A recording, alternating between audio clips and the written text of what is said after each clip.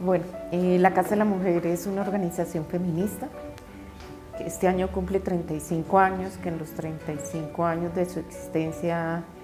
ha tenido una de sus prioridades la demanda del diálogo político para la terminación del conflicto, que en esos procesos de negociación, unos de ellos fallidos, otros no tantos, se incluyera la agenda de las mujeres, pero no solamente la agenda de las mujeres, sino que las mujeres jugaran un papel importante en todo el proceso de diálogo. Entonces, una de nuestras grandes áreas de intervención es la paz, porque entendemos que en sociedades en paz es más fácil tramitar hacia mejorar las condiciones de vida de las mujeres, no porque la paz en sí misma garantice esa situación, sino porque la sociedad está, digamos, abocada a resolver otros problemas distintos al conflicto armado. Entonces, paz entendida también como la posibilidad de transitar hacia transformar las situaciones de injusticia que las mujeres colombianas en este caso vivimos. Y otra de nuestras áreas de interés entonces es todo el trabajo de fortalecimiento de la autonomía de las mujeres, con el propósito que las mujeres podamos jugar un rol importante, no solamente en la construcción de la paz, sino en la construcción de democracia, pero también para que las mujeres,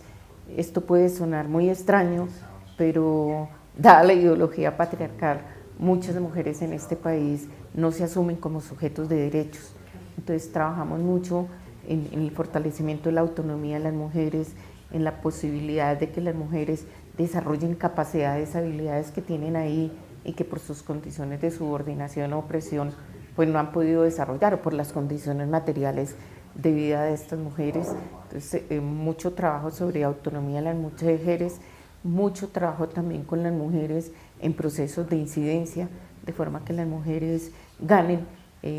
roles en sus comunidades, tanto a nivel nacional como local. Y después del segundo año se empezó a generar, digamos, un debate importante desde las organizaciones de mujeres, y es, bueno, ¿y dónde están las mujeres en la mesa? Y se hicieron varias alianzas. Yo me voy a referir a la alianza que es de la Cumbre Nacional de Mujeres y Paz, dejando claro que no es la única alianza que influyó en la mesa, porque creo que sería injusto con las mujeres desde los territorios que hicieron un trabajo muy importante, o con otras alianzas que hubo para presionar a la mesa. A través de la Alianza de Mujeres y Paz se genera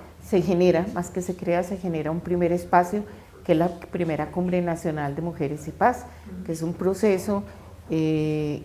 se inicia cuando ya había habido 3 de los foros de participación política que había organizado tanto el PNUD de Naciones Unidas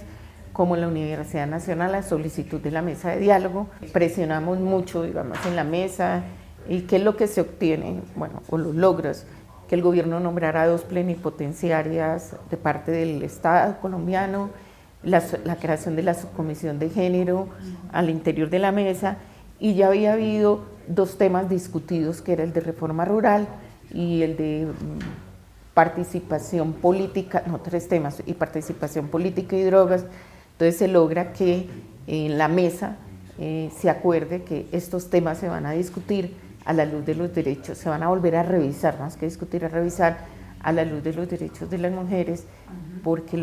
lo que había quedado ahí era una visión muy familista, muy las mujeres como las madres, las proveedoras, y pues lo que demandábamos era reconocimiento de derechos de las mujeres como sujetos de derecho, independientemente que fueran madres o no madres. Pues nosotras creemos que el acuerdo es una ventana de oportunidad para transitar hacia la construcción de la paz, que será de largo aliento, pero también para caminar hacia que se transformen injusticias, como decía también Liliana, que han vivido las mujeres en el campo, pero también en la ciudad. Pues es un trabajo de largo alcance, pensamos,